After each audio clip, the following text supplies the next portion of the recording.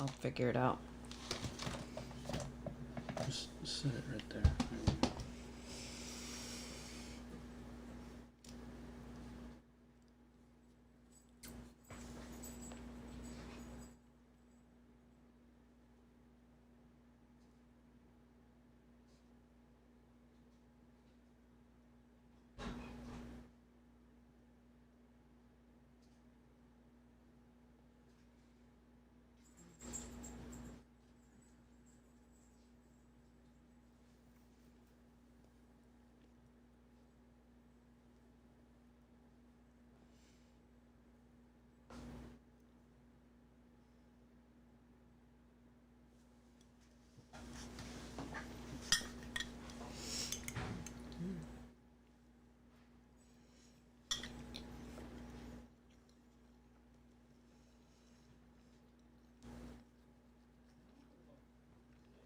I think I was a wee bit delayed today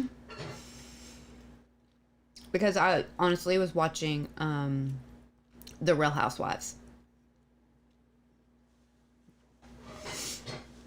There was a lot of drama, so I couldn't I just had to finish the drama, so I'm late. Hi. Happy Monday. I'm also on several devices right now because we try to go live in several different places, and we used to be able to do it through one kind of click of a button and it would do its thing, but literally today there's 3 cameras. It's crazy.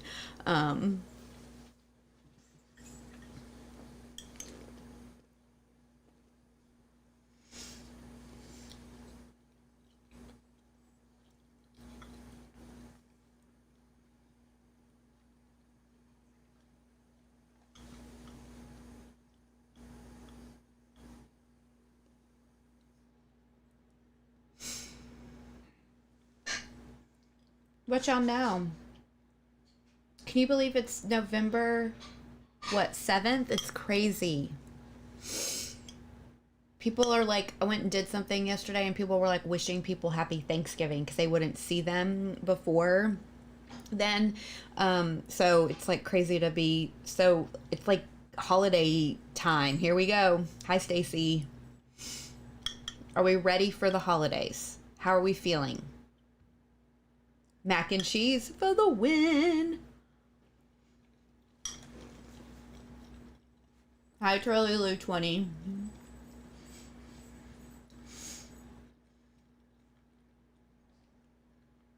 We got our lunch. We are not ready for the holidays. Me either. And it's crazy starting to make all those plans, and there's there's just a lot, isn't there? I'm never ready for the holidays, so I'm not doing much. I think I've only committed to so far cranberry sauce and a bottle of wine. So if I can keep my Thanksgiving commitment to that, that's awesome. People are already decorating in Arizona. Same here in Texas. There's some houses that have, we drove around and there were already Christmas lights up. You just bought a house, Erin? Wow. Okay. Congratulations. Yay. It is, I love this holiday. I have feels about the holidays. All the feels, the sad feels, the happy feels, I have all of them. I just have all the feelings about it. And, so I get really excited and get really nostalgic too. And I love seasonal changes because of it feels like a reset. And you said that you get kind of a reset like that. So, good for you. You feel like everybody's watching you eat. They're not though. That's the thing with this anxiety and this paranoia and this fear. It feels real, but it's people aren't watching us eat. Remind yourself of that. They're eating. They're not concerned about what you're eating.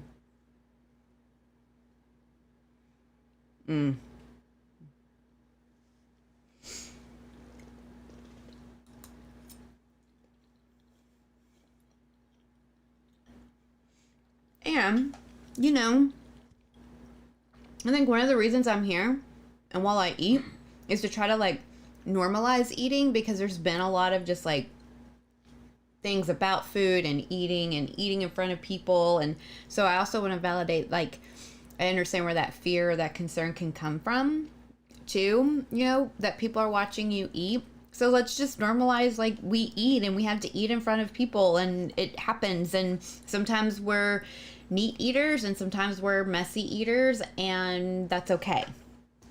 The holidays stress you out just trying to plan what to eat. And, you know, I think that that is true for most people right now.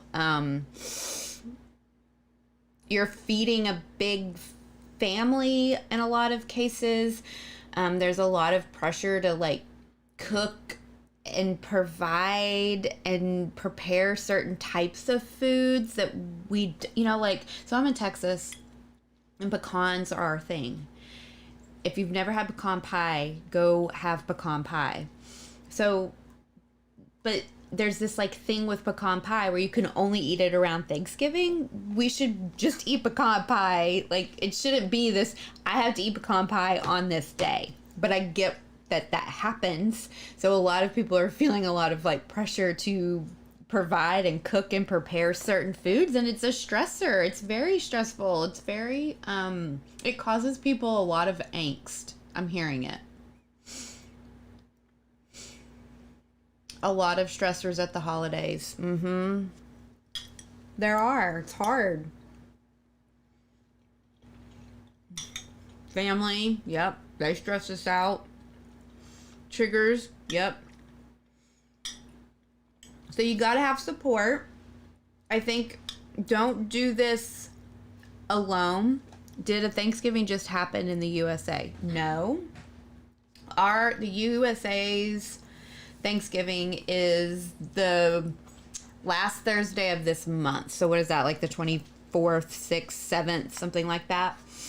So it's coming up. So everybody's getting ready for that here. And like Christmas started apparently November 1st. Yes, you should try a pumpkin spice flavored drink. You should try it. They can be good. If you like pumpkin, right? Like it's a sweet, spicy, try it. Pumpkin spice for the win.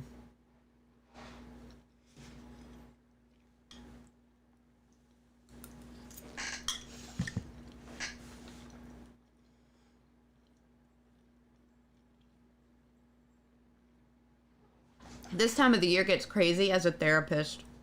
It gets crazy as an eating disorder therapist, because there are so many triggers, there are so many stressors. There's a lot of like, people go home, people visit, you see people you don't usually see. There's reminders, there's grief stuff that's happening. There's a lot of food and diet culture bullshit that happens. So it gets really, really, really busy, and it gets really, really hard this time of the year.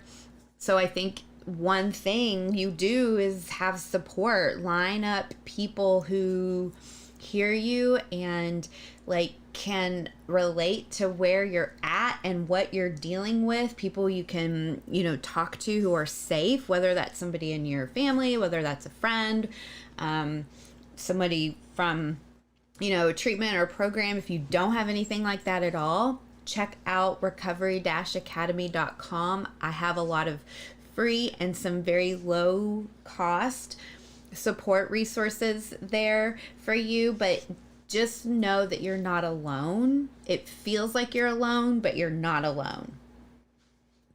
You have a question? I'll see if I can answer it, maybe. Maybe.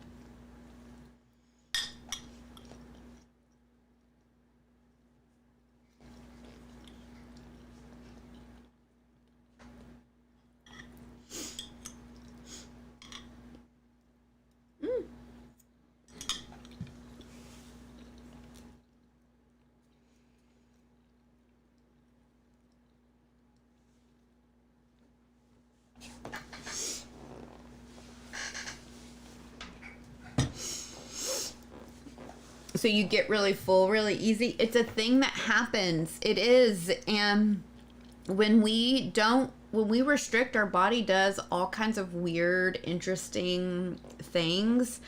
And I think it can feel challenging when you're trying to get, you're going through that process of trying to re-nourish yourself. The body can feel all sorts of different things. And so what I'm saying is it's a complicated process.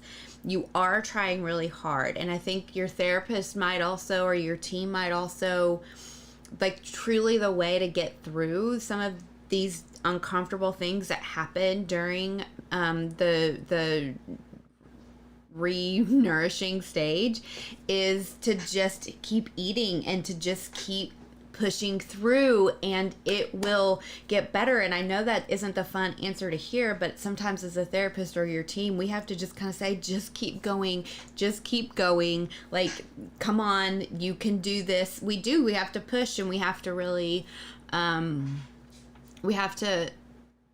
we know you can do it. That's why we're asking you to do more, or to, sometimes go out of that comfort zone, because we know, like, on the other side is what's going to be helpful for you. It's okay to be uncomfortable too. Like, it's okay. It really is okay to struggle. It's okay to feel anxious. It's okay to feel scared. It's okay to feel stuck. Like, all those bad feelings, we've tried to, like, numb our feelings or avoid our feelings or mask our feelings or fix them for so long. That's a big part of the problem. We need to just, like, it's okay to feel your feels.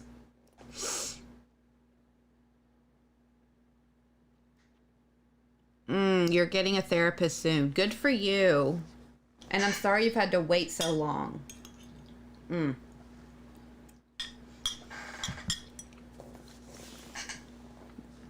We're in a really rural area where, unfortunately, there's not enough providers. So if anybody knows any, like, psych students, or if you're a college young person, or a soon to be college senior, think about going and studying psychology. The classes are really easy because you're just learning about yourself and people in your life. Then go to grad school. It really doesn't take you that long. I hate that it's a graduate degree, but it is what it is. You can do it and go become a therapist because you are needed. It is very hard to get into therapist all over. It is a problem. So everybody go train to be a therapist.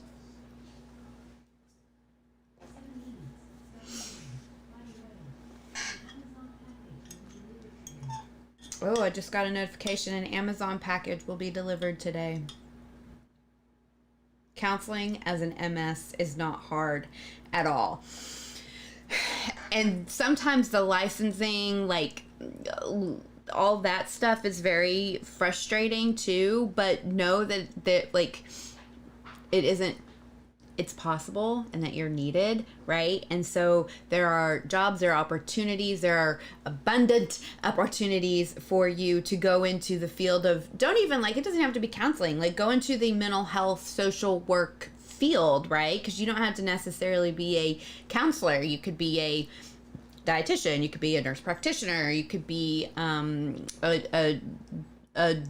anybody in the medical field. There's so much. Just got here. How much time do we have left? I don't know. I kind of just end it when I've been on, when I feel like I'm rambling for too long. You're finishing your hours right now. That's great. Good.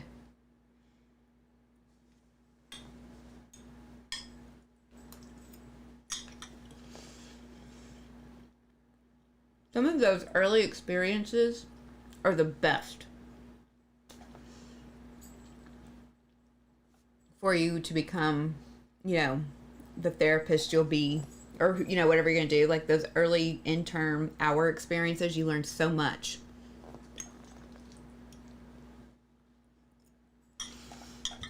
Ooh. The stories I could tell.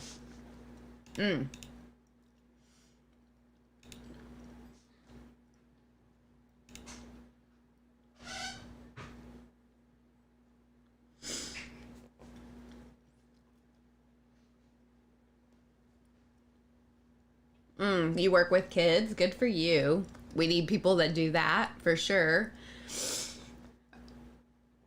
Tips on managing sobriety and recovery. Support. Because I do think that sometimes it can feel like a balancing act. I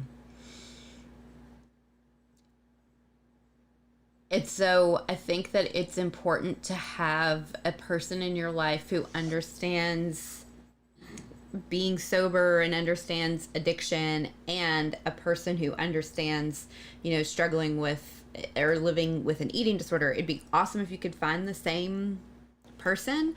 You might think about, like, in your area, so like in Texas where I'm at, I'm thinking of a couple of treatment programs that are dual diagnosis, right? They'll treat substance use and they have like eating disorder support too. Like I would reach out to those types of programs and see if they have any kind of outpatient, what are their groups? What are their resources like for outpatient? For me, that would still be that's still not a close, because we're so rural, that might not always work. So are there online communities? And I can't think of any off the top of my head, but, joining like an online community. And then of course, if you can't find the same, it's okay if you have a person that you go to. It's okay to have more than one person in your corner, right? And it's okay to have one person that you get one kind of like support and validation and love from. And then it's okay to have another person that you get a different kind of like love and support from. Like maybe one friend is really like compassionate and loving and gives you a lot of grace, right, and validation, and then maybe you have another friend who kind of like will be a little more direct and kick you in the ass and hold you a little bit more accountable. It's okay to have the different kinds of support if possible.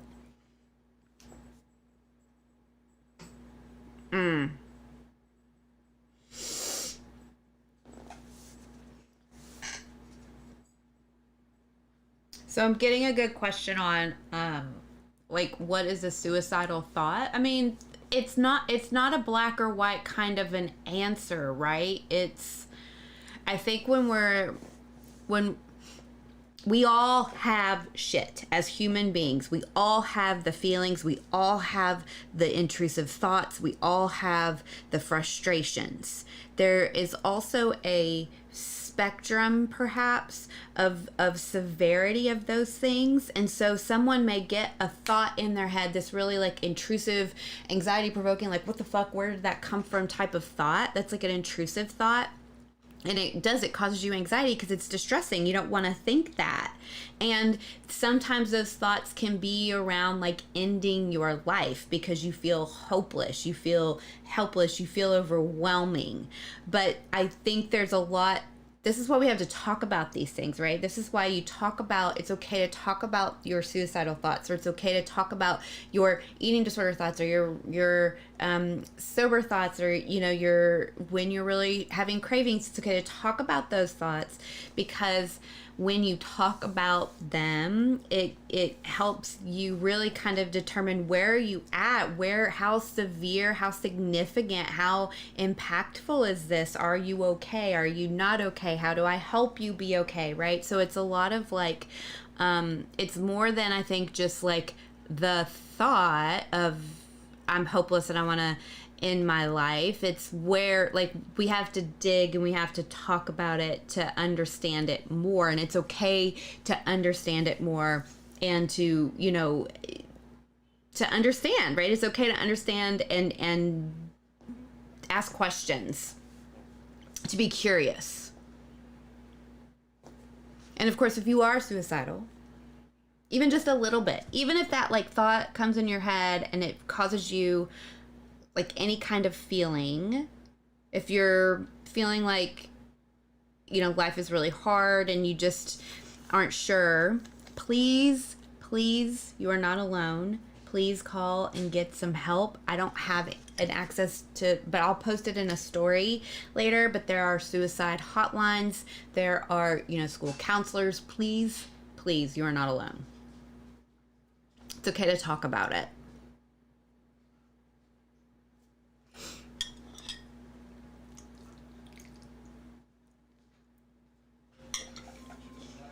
Accountability is so important.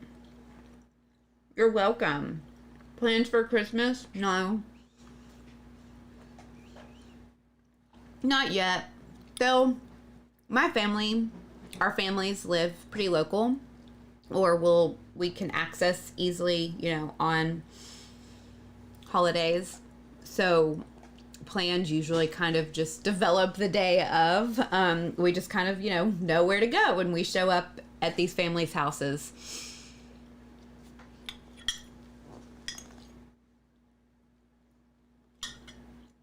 First, here, we have Thanksgiving.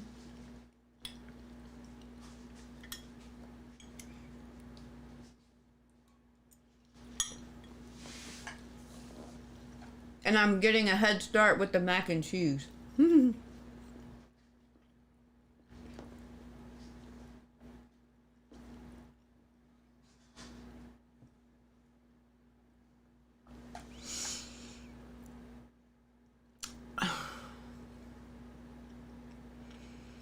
Okay, well, I'm glad that you needed to put like spoiler alert or something on there on that comment. You like my shirt? Thank you. Ariel is a queen. My queen.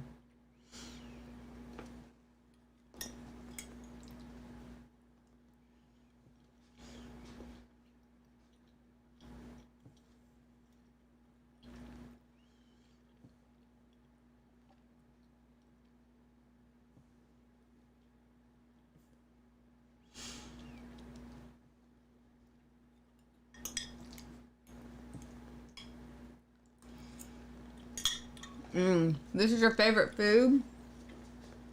Hell yeah.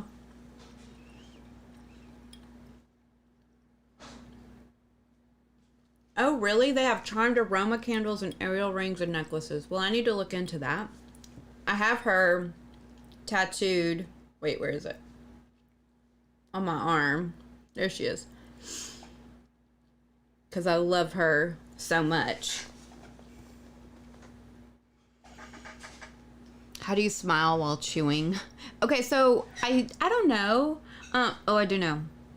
Right? I'm not like a teeth grinder. I've been a teeth grinder my whole life. I have an overbite. Like I have to sleep with like a thing in my mouth, a mouth guard. So I think I've just gotten really good, right, at like gritting my teeth and can move my mouth.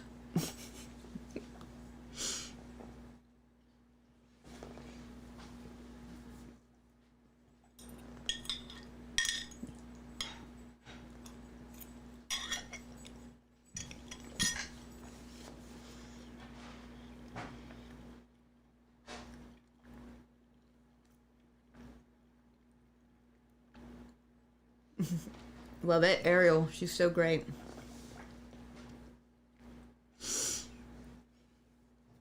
She was definitely my favorite Disney princess.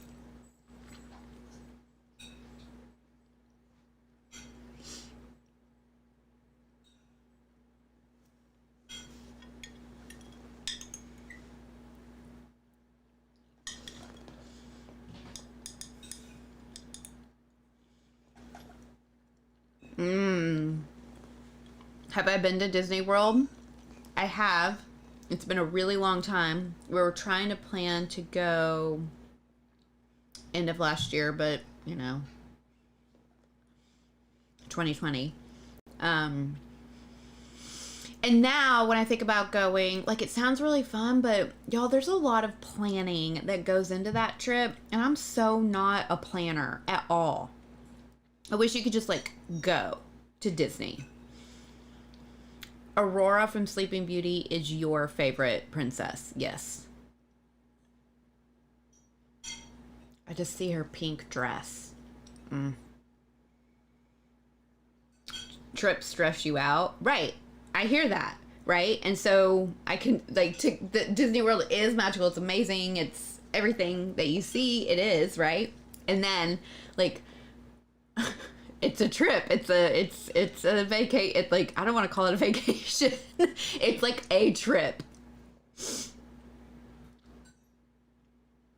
If clothes don't fit anymore, should you get rid of them? Ugh, I think you should get rid of them, especially if it's causing you like angst or upset, especially if they're like really uncomfortable. You know, wear what fits you. Wear what feels comfortable. I know I'm kind of doing this thing in my life where I'm really into minimalism and getting rid of just shit, because like I grew up, I'm an older millennial, grew up like was born in the 80s, so like we consumed, right? So it's like get all this shit, so now we have all this shit, and so I'm all about like getting rid of clothes, fast fashion, right? And just how those kinds of things like affect so much of our climate in the world that we live in. So I'm really in a place where I'm trying to just get rid of things that that like with clothes, if I haven't worn it in even like a year, I think I tell myself I'm gonna donate it or turn it into something. I'm not a crafter, so I'm gonna donate it to somebody who will do something with it. But it's really just, you know, like it's okay to get rid of things.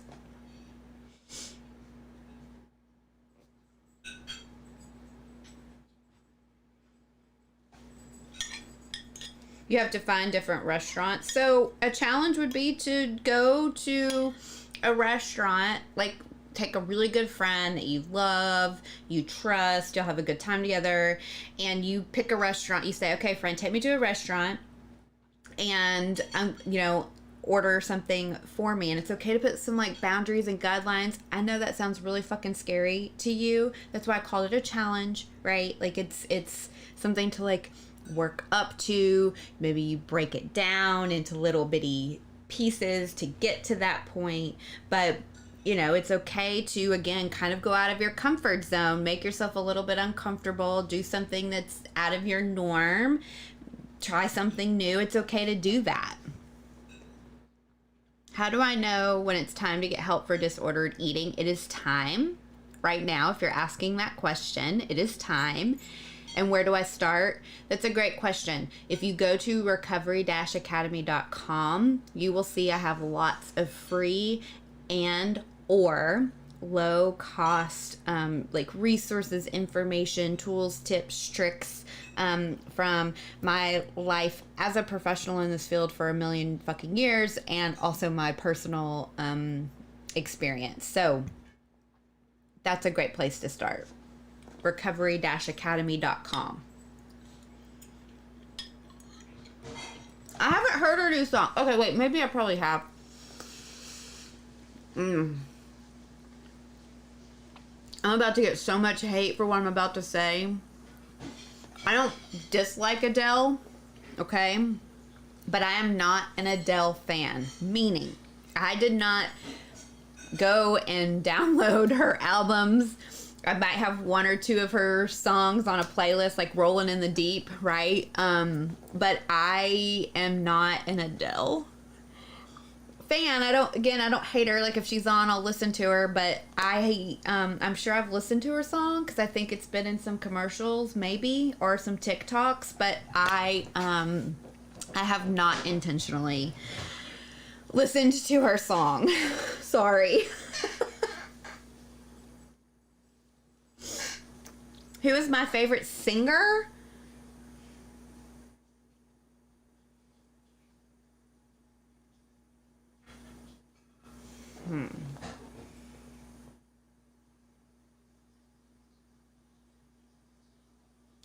I don't have one. I love like electric dance music, right? So like David Guetta, Skrillex back in the day, you know, he's kind of old. Like I love, I love just like electric dance music. So if they take a pop song or any song, if they take an Adele song and put some, you know, like DJ spinning music to it, I would totally listen to it.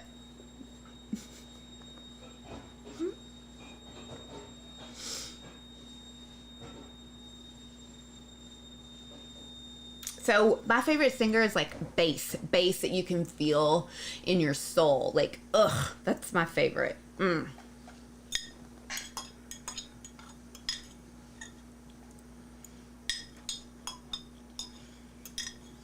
But, you know, I've seen Beyonce on tour.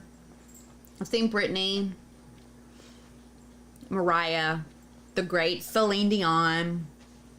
Love rap music. I love live music, so there's probably not many that I wouldn't go see, to be honest.